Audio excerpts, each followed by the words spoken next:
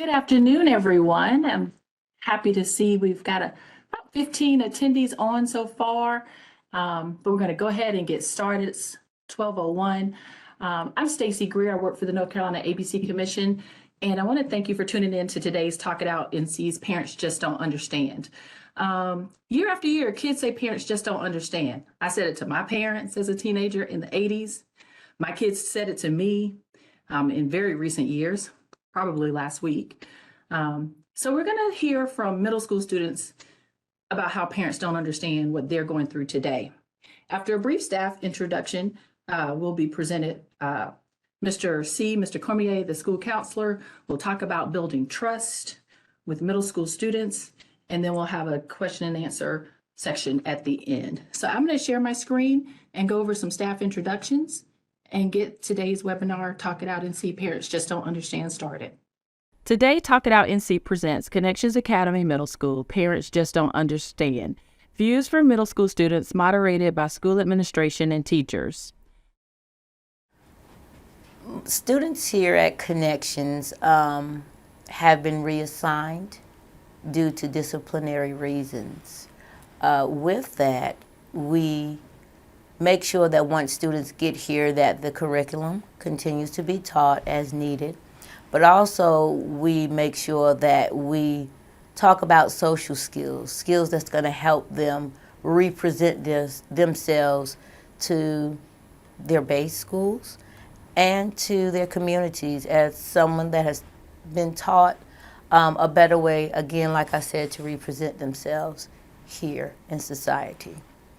So COVID has been a huge factor in how some of our children felt isolated, and now they're really working hard on getting used to being back together and working at a regular school and being able to do assignments face to face. COVID has shut down a lot of our students. They've been home, so they lose a lot of their social interactions with other students. And my grade level, middle school, 6 to 8, relationships a big part of that. And without those relationships, because of COVID, they kind of shut down. So when we came back out of COVID, there was a lot of turmoil between them building their relationship with their friends, starting to communicate with the teachers. So it was a challenge for us. Because there were a lot of missed opportunities, whether that be simple things like first middle school dances or opportunities to go out to movies with friends, those sort of coming of age things that we think about young people all doing, some of the similar things we did. And instead, they were forced inside, forced to spend more time on digital devices, which we know can have a negative effect on young people's development, frankly, anybody's emotional well-being. Barriers, I would say the number one would be peer pressure. Being accepted by their peers is very important to them during this phase of their life. Trying to get them to understand that some of the decisions that they have made or will make should not be based on what their peers, how their peers will see it or how their peers will respond, but you make decisions based on what's best for you. I think one of the largest barriers helping our students in our particular space is the fact that our children come and go. So we want to make sure that we maximize our time with them, that we get to know them very quickly, find out what their needs are, and serve them as best we can. Trust. I think trust is a very big barrier. If they don't trust me, then I definitely can't help them. And they have to be honest with me. It's one of the things I talk about. If you're not going to be honest with me, then I can't help you. But I believe once I build that trust and know that I'm not judging them, I just want to help them and support them. So I think the biggest barrier is trust. I think my greatest joy as a teacher is just seeing children learn, seeing them be successful, especially at times where they aren't usually typically successful. This year we have a lot of very bright students, but they have a lot of behavior challenges. So even watching them be successful and self-correct and then learning new things, trying things they never do, and also being willing to trust people again. So it's just been really nice to see all of those things come to pass. I guess my greatest joy is when I see someone come up to me and say, "Thank you, Mr. C, thank you. I listened to you the other day." I mean, I don't look for gratification, but that's the joy. Putting a smile on some kid's face when they finally come in here for a week, don't smile. But when I get that smile from them or a good morning, that really makes my day, yes. When you can change somebody's mind and convince them that you're not the enemy, that you're there to help and support and do the best that you can, whether that be a young person or a parent. Because frankly, we have a lot of parents that will confide in me and say, you know, I was in an alternative school too, and it was real different than this. So, My greatest joy, believe it or not, is just being with the kids. Being able to sit with them and relate, not as their peer per se, but someone that has a value interest in them. The kids know how big my heart is for them. And I just don't show it in front of others, but it's in those closed door moments when we can have a one-on-one, and they can really pour out what's going on for them, whether it's personal, whether it's something to do with an academic concern, anything, they feel comfortable enough to share with me. And then to see them walk out what we have worked so hard on them to learn is also a joy. Seeing them years later remembering and reminiscing about what they have learned from me, that brings me joy as well. So we're here at Connections Academy Middle School with Mr. Cormier, also known as Mr. C, who's a school counselor. He's going to talk a little bit about how do you build trust and how do you build strong relationships, followed up by how do you start conversations with middle school students? It's a tough age. And sometimes they come in the door and they're not trusting. So he's going to talk about how he builds that trust with students here at Connections Academy Middle School. Good afternoon. Yes, one of the things that I've done to build trust with my students is you have to listen. Listen is very important. I love to listen to what they have to say when they come to my office, and I'm not judgmental. Whatever they want to talk about, it's important to them. So it must, and it should be important to me. Another thing I do to try to build their trust is I kind of loosen it up by telling them a little bit about yourselves or what some of the things they like to do. I don't like to leave open-end questions like, example, what did you do last night? They might say, oh, I just listen to music. What type of music do you like? Oh, really? I heard a little bit about that band or that rap group or that rapper per se. And I'm starting to build that relationship, build that trust in them. And then once I do that, they're willing to open up, and I mean open up and tell me a lot about themselves. I think that's very important. Listening is definitely the number one for counselors. I listen and I'm not judgmental, and the kids just open up to me. I think that's very important. And I can tell the look on their faces when they start talking more. I'm like, okay, I'm starting to build that trust, and that's very eye-opening. And it makes me feel like, okay, I might get a breakthrough from the student. But it takes time. I may not get very much out of the first session with the student, but hopefully the next section we build upon each section. And I always bring up something that they talked about the first time. That's very important because then they'll know I was listening to them. I think that's very important. Talk a little bit about how you start conversations, especially difficult conversations. We want to bridge that gap and help our parents and even other educators have those difficult conversations with students to get them to open up to us. So give us a couple of examples of how you start the conversation and maybe even how you've had those difficult conversations with your own kids or students. Wow. Yeah, that's a very interesting. I do have two daughters. I'll talk about that later.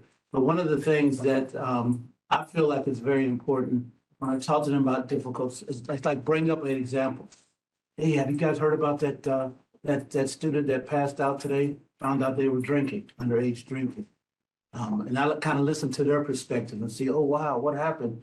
And kind of make them understand, bring it back to them. Of course, if you throw a lot of stats and a lot of facts to a child, they're gonna shut that down. You know, they don't want to hear that. But if you just listen to them and say, hey, listen, what do you know about drinking? I think it's very important, especially a teenage year, most of our middle schoolers, is that peer pressure. Sometimes the peer pressure will allow them or let them do things that they wouldn't normally do. So it's very important as a parent to allow your students or your kids open up. You know, just listen. Don't be judgmental. I think that's the key. Another example is with my daughter. I have two grown daughters now, but my oldest daughter I think she was around 14, 15. And I had to have some tough conversation with her. I would tell her, let's go take a ride in my car. and I cut the music off completely, and we just sit and talk while I'm driving. I think it's twofold. Yes, it's kind of, she'll talk a little bit because she's not staring right at me. She's staring straight ahead at the road like myself.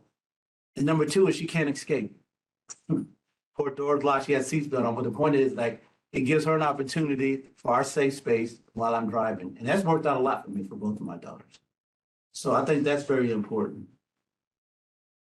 Let's see if I have anything else. So another thing is just be open and honest. Kids know when you're serious and they know when you really care, especially something like underage drinking. It's, to me, that's a very serious thing, especially for teenagers who are going to be thinking about driving. Okay? Because if you're going to think about driving, no, alcohol is not even a choice for you at that age. Because when you have your permit and you're 16, you can't have any alcohol in your system, zero. So that's very important. You start talking about drinking to lead to something else. If you make right decisions, you get your driver's license. You get your driver's license, you get opportunity to get a job. So it's all positive things that happen. So those are some of the things that I would discuss. Thank you, Mr. C. We're going to go back to some video and listen to students, 6th to 8th grade, ages 11 to 15, talk about times they've tried to have conversations with a parent or trusted adult and how difficult it was, how those adults responded to them in those moments, and really see and delve into why students shut down. Why do our kids shut down? Why are we not able to continue to have these difficult conversations? Again, our goal is to give parents and educators and adults the tools to have these difficult conversations. It's hard to listen to a student say a parent shut down and didn't want to hear what they had to say. So those are the things we want to work on and give you the opportunity to see.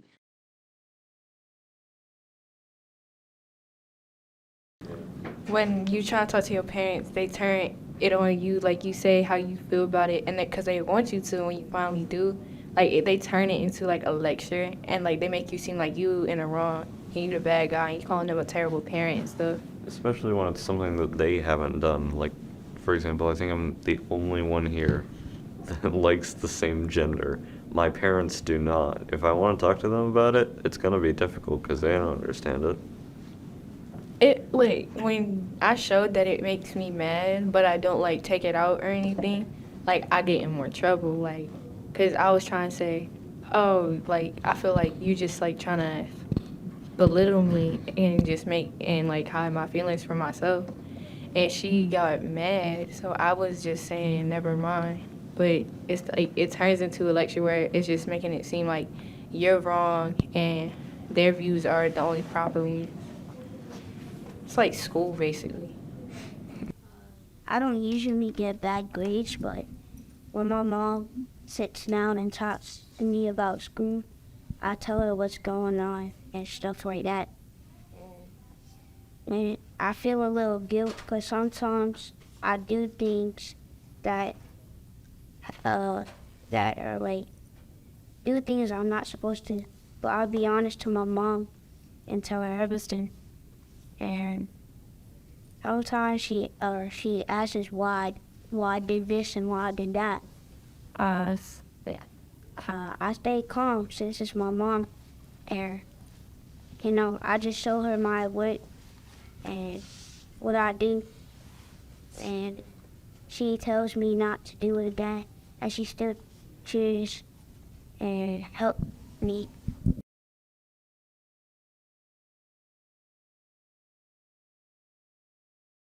Oh, yeah.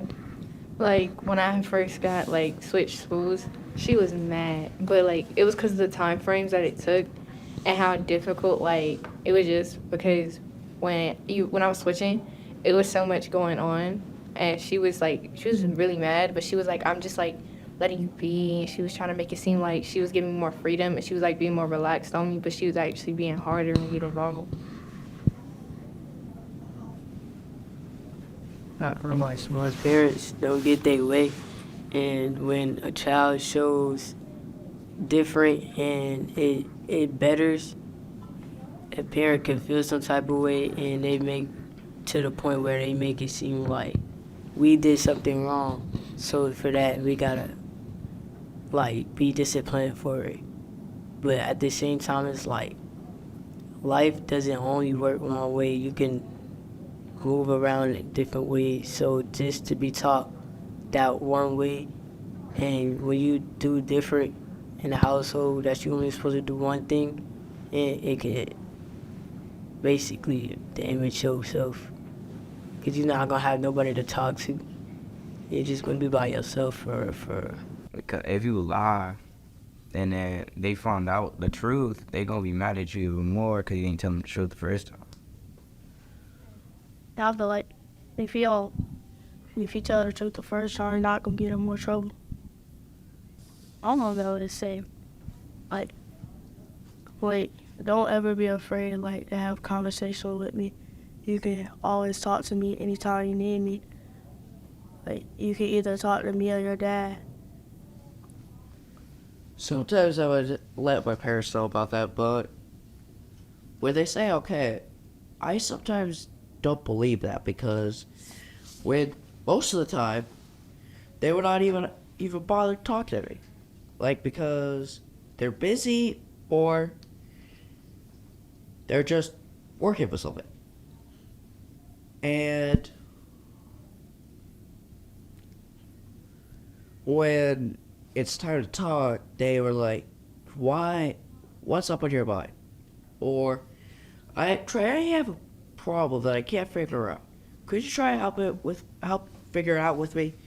They're like, "Sure." And what's up? What's the problem? And we would have a conversation about what the problem is and try to figure out how to fix that problem.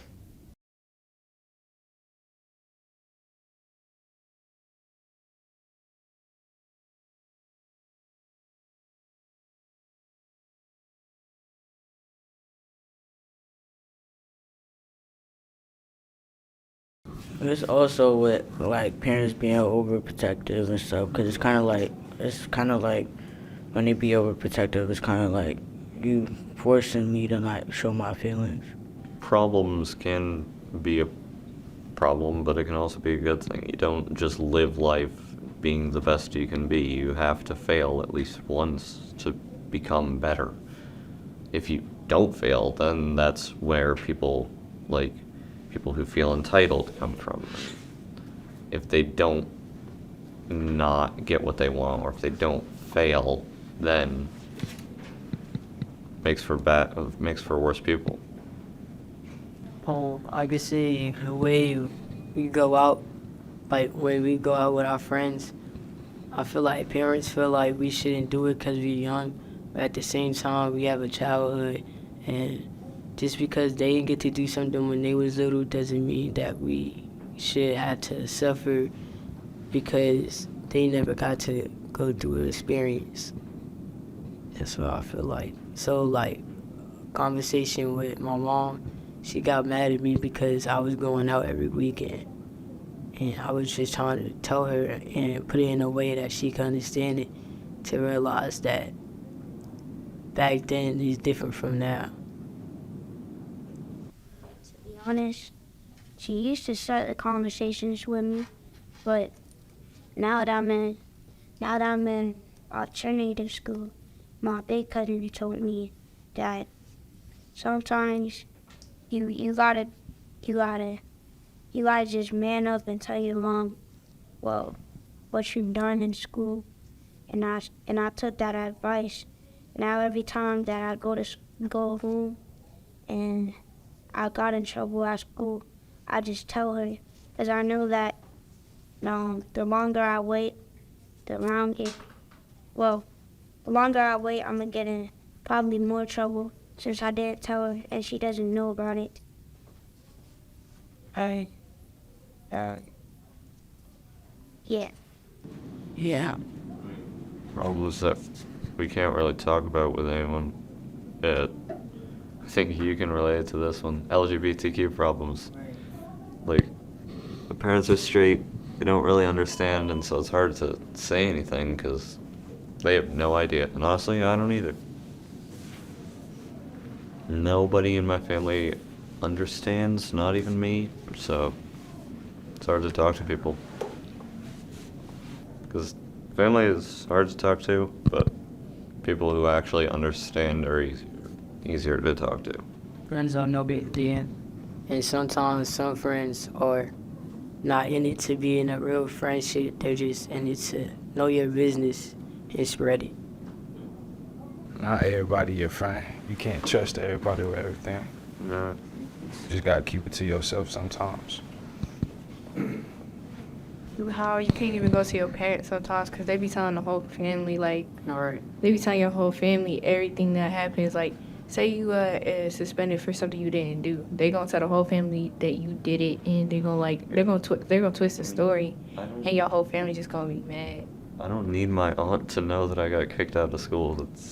They don't need to know. It's not their problem. Like, they could just like try and make your problem even bigger, and they will like just try and make everything harder. But then when you say you're making stuff harder, please stop. Like, they won't listen. My mom, I could tell her anything. I could talk to her about anything, and she'll understand even if I'm wrong. She not gonna tell nobody. She don't gossip. She just like me. Like, we keep everything to ourselves, and we just figure it out on our own. So I don't really gotta deal with nothing like that. When you're making new friends, you don't know anything about them, so you don't tell them as much as you would. And it's like family members are like long time friends, and if you don't get to know them at this part of your life, then you won't really know what to say for this part of your life, and it makes it more difficult to talk to family members. I mean, comfortability with the conversations is what's key. Like, when they do that awkward, like, close the door, so let's talk. No, let's not. The more awkward it is, the less likely I will be to talk to someone. The more awkward they make it, the more uncomfortable, then nope. I feel like conversation from young is better because it give me more time to trust you and for you to understand me and what I'm trying to tell you. Then more so if you just hearing it and it going out the other ear and you just judge me for it.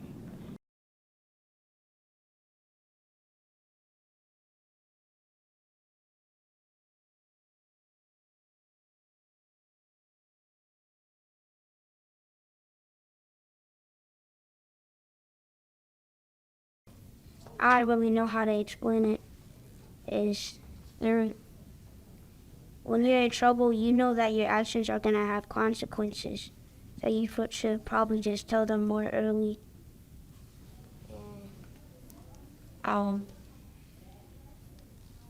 Yeah. And try to at least understand and not just hear it and get mad. I feel like when we tell a parent what's going on and how we feel about something, they would take it and turn around and look at the bad side of it and not look at the outcome of it and what can we do to move past it. So that's why. Everyone instantly judges someone, at least for a second, once they meet them, once they start a conversation, anything. Everyone judges everyone. But when they're family members, they judge them and they don't care about saying it. And that's the problem. Because they don't care about representing it mid-conversation. So, or at least that's what I feel about my family. I don't know about y'all. I mean, she could like actually listen instead of like making the whole conversation just stop and make it work like grand court. Cause like if I start talking and she be like, I ain't say you could talk yet, it just like makes it harder for me to want to talk to her.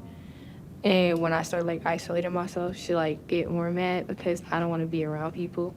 But like after you spend like your entire day being social and happy and like just talking to everybody, you just want to not talk no more. And like she takes it as she takes offense to it, but I don't get why. Because I explained it to her and she didn't really get it because she like makes it seem like she has to do the same thing, but she doesn't. For me, it starts with like knowing what I enjoy. Like, if I'm in a blank room just sitting on my bed, my dad's standing there, I'm not talking. But if I'm more comfortable with the situation, then, like, for example, I like certain kinds of music. If I have it in the background, I feel more comfortable. Makes it easier for me to work, makes it easier for me to talk, all sorts of things. So that's what I need, but every person needs something specific to fit their needs. Question on how you feeling, and how was your day type, to make it seem like they care a little bit, try to feel comfortable and stuff like that. Try to have a conversation.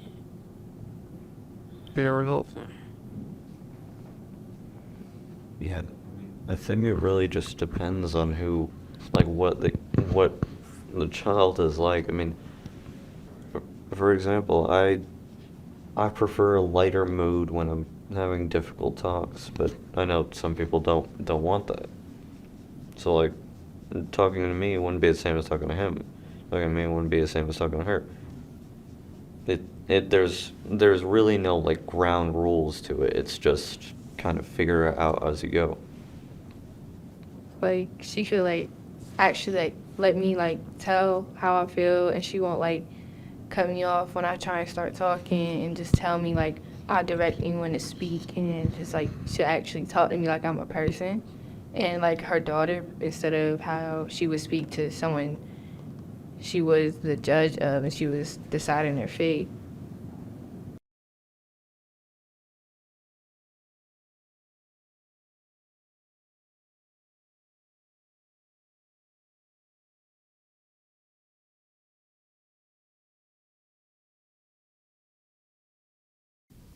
So basically, a few weeks ago, my cousin, she like knocked over my auntie's. It's like a glass painting. It fell on the wall. I mean, not the wall, the floor, and it cracked. And she didn't want to tell her, just call her mom. So I had to give her some advice and tell her just to be honest with her and tell her the truth. Cause my auntie was weak. She was like, how did this happen? And I didn't want to, like, I just stayed in my lane. And my cousin, she told her mom, yeah, she just took that advice. And she didn't get into much trouble because she was being honest. And she told her early. She didn't blame it on anybody else. I would ask her why she even did it to begin with, because necessarily I'm pretty much the only person she does it to, even though I have 2 siblings. So, like, it's just weird how she does it and how she operates. But I would ask her if she could stop, because it feels like she's trying to put pressure on me for no reason, and just, like, ask her to redirect how she spoke to me. I mean, before she started doing that, I used to tell her everything.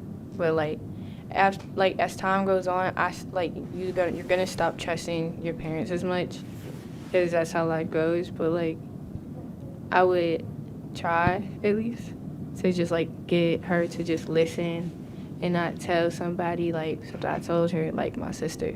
I would say it would be calm and not forced, and I feel like I wouldn't force my child to talk.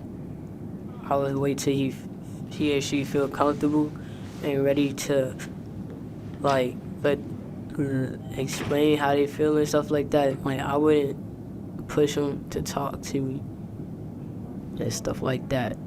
I'd just be calm with them. I would just start by, like, providing different possible ways to ask it, and then seeing which way they want to do it, which way they feel more comfortable with. And people don't say it, but we all have, like, different, like, there are set laws and rules and stuff, but everybody has their own personal rules, so it really just depends on the full situation. Like, I have certain rules where I step in on certain situations and stay out of certain situations. Other people have other rules. So really just depends on the situation for me. My advice to try to keep a try to have a difficult conversation with parents is try to get kind of straight to the point and try to get to why we're having this conversation and ask them, what do you think is a good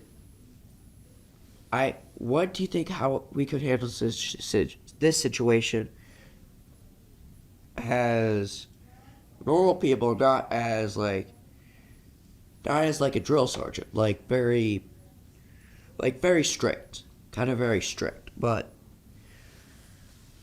I'm not trying to make people feel like they should try to get to the point, but they should just try to get what's off their chest so that it could be a more relief to get that pressure off their chest and to be in less trouble. But if one time when I told my parents about something, I was honest with them, but I got more trouble when I was honest. I'm like, you said if I was more honest, I wouldn't get in as much trouble. But I feel like I'm in more trouble. How does that relate to your thoughts of me getting in less trouble if I'm honest? So I would ask that. And she would say, although you're in more trouble, and you're honest, doesn't mean that you're still in a whole lot more trouble. It's just the feeling that you're in more trouble. But the knowing that you're going to be in trouble if you tell it is just going to be more difficult to talk about.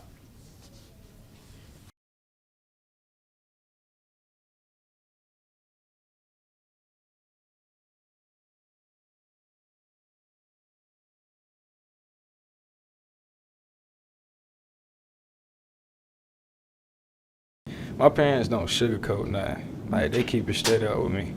So it's like, even if I'm wrong at the end of the day, I know they don't mean it in a bad way. They just, I don't know. Just you tell your friends, and then they might go tell somebody else about like your business and stuff. But your family might also do that. So it's like both of them, you can't trust nobody for real no more. Just keep it to yourself. And I feel like that's what most kids do. And people go through a lot, and it could cause like anger into somebody, and the pain build up, and not talking to nobody can make somebody just explode for real. Right. I trust my friends more just because I always trusted people who were there because they could be, not because they had to be. Like I don't trust my therapist honestly because she gets paid to listen to my problems. But I'm not gonna say that you get paid to listen to me sob. I want someone who's there because they can be, not because they have to be. Yeah. That's what friends are for. I generally don't even really trust anybody, and I trust like one person, and it's my cousin, cause I know my cousin. Every time I told him something, he never told my mom, like, and he related more because even though he's years older than me, he still understood what I was going through, and he actually listened. Whereas my parents, they would listen, but then they would get mad because something I said messed it all up. Because, I mean, all the generations are different, so it's easier to talk to people your age, because, like, if I told him something, he would understand. If I told you something, you probably wouldn't understand. That's also an assumption, which leads us to not want to say anything, because... Yeah, I really keep things to myself, too. Like, I keep everything, like, all my problems to myself. I don't express it to nobody. I just, like, solve it on my own. But we also don't trust anyone else to be equipped enough to handle our problems. Because in the end, it's our problems. And that's why we try to solve them. Got their own. You weren't adding to theirs. So now we have Principal Perkins, our counselor, Mr. C, and Miss April Love. She's a teacher, but she's also the intervention coordinator here at Connections Academy Middle School. And she's going to talk to us a little bit about the students, and then we'll have a question and answer section. So, excuse me. So, good afternoon. We are super excited about having you all and having this opportunity to talk about how to help our young people. As the intervention coordinator, one of the most important things is getting the young people to try things that they haven't tried before while meeting them where they are. So just having the opportunity to get them to focus on academics in a different way, have some different types of success is always an honor. And because they're in middle school, they're so in between that baby and that adult that it's just a nice, they're still pliable, even though they talk back and do some different things. So it's just really nice to help them with their self-confidence and continue to see them grow both academically and personally. Ms. Perkins, Connections Academy is a smaller school. Tell us how the influence of being able to talk to the principal almost on a daily basis, how does that affect the students here who are a lot of times come in already shut down, but being able to have those in-depth one-on-one conversations with the principal, how does that affect your students here? At first, it's shocking to them that a principal would take the time to talk with me. But that's one of my signature pieces, getting to know every student, going and saying good morning to every student, touching that student, saying their name, asking about how they're doing, and even picking up on when something is not going well. I will offer them additional support, whether it be our counselor, Mr. C, or our behavior support teacher, or a teacher that they just have a good relationship with. That's powerful. And that's what's needed, especially in this setting, because we have the opportunity to actually get closer to those students so that we can not only help them academically, as Ms. Love spoke about, but also behaviorally. Tell a parent something about giving students and children and our kids second chances. This is a school of second chances. It is. And how important that is to change the trajectory of a student's life and help a parent. Yeah. Well, just think back to their own lives, my own life. You know, we were given second chances. And they need to know that, because a lot of kids feel like if they don't get it right that first time, then it's over with. But when you talk about the second chances and how you actually take advantage of it, like I say, to represent yourself in a better way, that's the first thing I say. I'm not here to change you. I'm not here to judge you. But you have so much to offer the world. How dare you think you should shrink back and not give us anything? You owe it to the world to be the best you that you can be. So a second chance, I tell parents, don't judge them for this one thing, because in that's going to build their character, and that's going to build who they are as an adult in life. One thing you all do different here at Connections Academy is you have orientation with every family. And each of you talk on how that can make a difference for students' school life. Yes. Well, my portion, when the parents and the students come into my office, the first thing I let the student know is, you know, this might be called an alternative school, but I call it a second chance school. And I've always said that sometimes good people make bad choices. They're not bad people. So I start off with that, and I just let them know that I'm here for them, and that we will be talking one-on-one and just talk about some social and emotional learning and some skills. And that's my portion of the orientation. And then when we come to class, we actually start talking about the physical pieces of why you make the decisions that you make. So your brain is not fully developed. So a lot of times I spend a lot of time doing this. That means your frontal lobe. Not quite there yet. I get it, but we need to help you get there. And then the other piece is we're actually talking about emotions. We all have them, and just having the opportunity to really delve into those, it gives the children an opportunity to really express themselves to whomever is around in an appropriate way. And my part is the last part. I like to get down to the nitty gritty. What brought you here? So we talk about that. And then we talk about other choices they could have made. I always tell them I do not sit in the seat of judgment. I'm just here to hear your voice, because a lot of times the first place to changing who you are, you have to admit or own your part of it. And then from there, don't stay stuck there. But what can you do better so that you can move on and actually learn and grow from that? And then I also talk about the expectations here at the school. I don't want any child to come in blindsided, not knowing. So I thoroughly go over the rules and policies and procedures to them and the parents, because I told the parents, it's us, it's this small community, you included as the parent, working together to help that child learn and grow. And again, not to stay stuck in what brought them here. I think a lot of times I can see the guilt on their faces. Some of them don't want to admit, but I told them that's a part of growth. That's a part of knowing who you are, by willing to admit your faults. But then again, not staying stuck there. And it sounds like I'm being repetitious, because that's how I am with the kids. I believe you got to keep repeating it over and over so that they can get it. I was just in ALC this morning, talking to the same kids, and we talked about learning gaps, and they were like, okay, why is she talking about learning gaps? But then when I explained to them, when there are gaps in learning, when you come back to that class, you get frustrated because you missed out on something because you were removed. I said, so what we're going to do here is take advantage of this opportunity, this time and space and place, so that you can learn.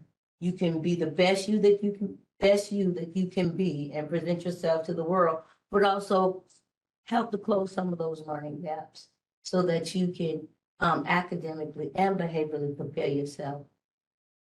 Sounds like you all give an entire family a second chance. We do. We intervene for the whole family, is what I was thinking. It's a second chance at a first-class education. Yeah. That is awesome. That concludes our actual pre-recorded and live version of the Talk It Out. I hope that our attendees have some questions, comments. You can type them in the chat, or you can request to be unmuted, and Heather will assist us with that. I want to personally thank the staff, the students of Connections Academy Middle School. I worked here for 3.5 years. It was hard to leave.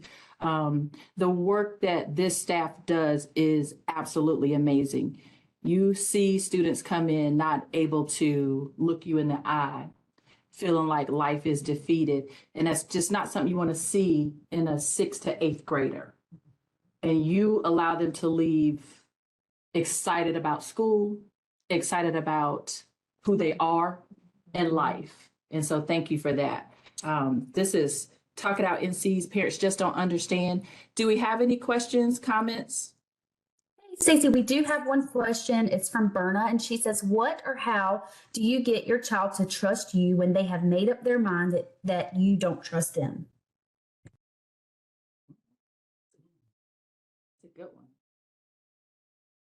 First. I'll give it a go. If your child doesn't trust talking to a parent, I would suggest that I will tell my daughter, if I have daughters, if they don't trust me, then maybe you can talk to another family member. Maybe someone like if you have grandparents or an aunt or uncle, to get their different perspective on something. That's what I would do. Because they've already talked to their friends already. So they need more of an adult or more of a person who's a little wise in life. That's what I would suggest. And if they are a family member, it really helps because they also already know you. So as you're trying to bridge this gap and get this relationship going, if it's a relative, they already know you. And so with your child sharing that information with them, they can also kind of help be your champion. Well, she might be hard to talk to, but this. And so I think my son talks to his grandfather and his grandmother. So the opportunity to know that there's someone else, they know me. So that helps. I would have to get to the root of that problem. Because when a child said they don't trust their parent, it didn't come from out of the air. Something had to bring that to be to that point to be what it is. I would give an example. My daughter she didn't say she didn't trust me, but she said, "Mommy, you're so hard. You know, you're so hard, and I'm afraid to tell you things because you're just black and white, and you're just gonna say this is what you need to do, and this is how it needs to be done." And I didn't apologize for that because that's just who I am. But when we talked about it, I said, "Well, honey, you know that's my way. You still got to push through, and we still got to keep those lines of communication open because I don't want you not to tell me something because you afraid or you're going to know how I'm going to respond. I still need to know it. That still doesn't change my love for you. That still does not change my concern for you. Because at the end of the day, I'm your mama. I'm gonna make sure that you have what you need as far as whatever it is that you need to be an adult, a successful adult, an independent adult."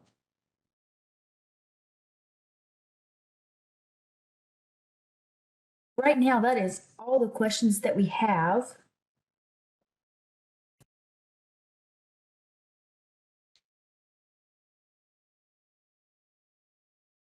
Well, again, I just want to say thank you to parents out there. Keep having those tough conversations. Don't stop. You can't just have one conversation and think that the situation is going to correct itself. When you're afraid, take a deep breath and dive in. Find an adversary, even at your student's school, to help you have those difficult conversations. That's what they are there for. That's what they are here for your students. We want to make them productive members of society as they grow older. And because teachers and school personnel spend the most of the time with your children, someone in the building probably may know what's going on, or like our illustrious principal spoke about relationships. So reaching out to a teacher is, we get to see them for hours. So we may be able to say something and you can give us something, and then we become that partner that our principal was talking about to help those children be able to speak even when they have a problem with a teacher. So learning to speak to adults doesn't just stop with parents, and being able to advocate and find an advocate. Finding your voice. I love it. So we do have just a few comments. Cynthia says, thanks to the panel. This has been helpful. Berna says, thank you for your time and information and for what you all do. And then Beth says, thank you so much for this beautiful work that you are doing and for sharing these helpful techniques. Wow. Well, thank you, everyone. And hopefully we'll have a follow-up to Parents Just Don't Understand. Look forward to it. Awesome. Thank you, everyone.